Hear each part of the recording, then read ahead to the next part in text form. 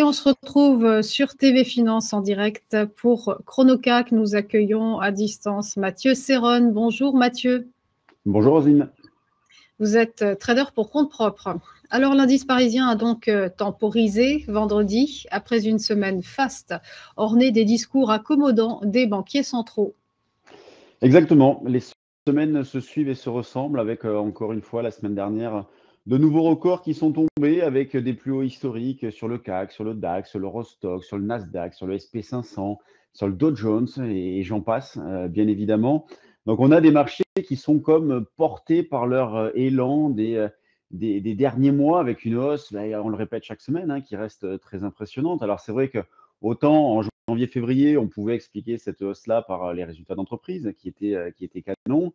Là, maintenant, il n'y a plus tellement, on va dire, de moteur fondamental. L'effet FOMO reste toujours extrêmement présent, donc la peur de rater quelque chose, donc avec des investisseurs qui achètent presque coûte que coûte. Vous le disiez, le discours accommodant de la Fed la semaine dernière, donc qui valide, hein, en tout cas les marchés sont rassurés et valide l'idée de 3 baisses des taux dans l'année à venir. Alors, il ne faut pas oublier qu'il était anticipé 7, hein, donc bon, les investisseurs se sont vite habitués à cette nouvelle donne. On n'aura aucun rendez-vous majeur aujourd'hui. La semaine va être calme aussi au niveau des données macro. Il faudra attendre vendredi avec les revenus et dépenses des ménages pour le mois de février. C'est vraiment la seule statistique importante de la semaine. Et on va avoir aussi une semaine écourtée, puisque vendredi, les marchés seront fermés. C'est le vendredi saint. Ils seront fermés également lundi. Donc, comment aborder cette phase-là en termes de trading? Comme je le répète depuis des semaines, des mois, il faut continuer de travailler à l'achat sur des replis. Alors, c'est vrai que la volatilité intraday n'est pas exceptionnelle dans cette phase-là. On passe beaucoup de temps à attendre, mais il y a quand même des petites choses à faire. Là, pour ce début de séance, semaine, on n'est pas loin. Le support proche, c'est 8145,55. Donc, on pourrait d'ores et déjà tenter un petit rebond en premier achat sur ce niveau-là, qui avait bien fonctionné la semaine dernière. La semaine dernière, on avait validé le haut du niveau, donc on s'était plutôt maintenu au-dessus de 8155, mais le support, c'est 8145,55. Pour ceux qui voudraient attendre un repli un petit peu plus important, le support suivant, toujours en intraday, hein, le support suivant, c'est 8115,20. Et ce qu'il faut avoir en tête dans ce genre de situation, c'est vrai que je pense que ça serait une erreur de se fixer des objectifs. En tout cas, moi, je ne m'en fixe pas. Si j'avais dû m'en fixer, il faut avoir l'humilité de reconnaître je pense qu'on se serait tous trompés.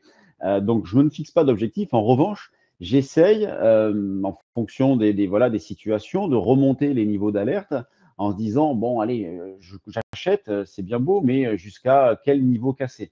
Et là, j'ai remonté la semaine dernière avec la nouvelle extension, j'ai remonté les niveaux d'alerte. On pourrait considérer la zone, alors même si on n'est pas à côté, mais 7850, 7900 va devenir un petit pivot, on va dire, moyen terme, considérant que tant qu'on est au-dessus de cette zone-là, eh bien, les probabilités de rebondir, voire même de poursuivre, sont supérieures.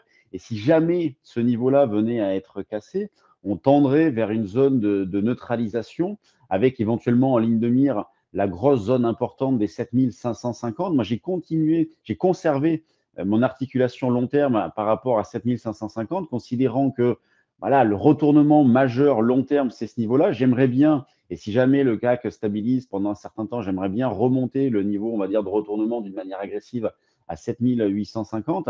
Mais vous voyez, moi, je travaille vraiment dans cet esprit-là, à savoir sur du court terme, des achats sur des replis. Je vous disais tout à l'heure, par exemple, 8145,55 à l'achat, ça serait pour viser 8190, éventuellement 8210, vous voyez, pour des niveaux voilà, assez très précis. Et dans une optique moyen terme, moyen-long terme, il n'y a pas grand-chose à faire dans la phase-là. On est sur des plus hauts historiques un petit peu partout. Soit des décisions de gestion avaient été prises avant et, comme je l'indique depuis quelque temps, on peut laisser porter les soldes et se couvrir via les options, puisque la volatilité implicite reste faible. On est sur un VIX aux États-Unis qui se situe autour de 12-13.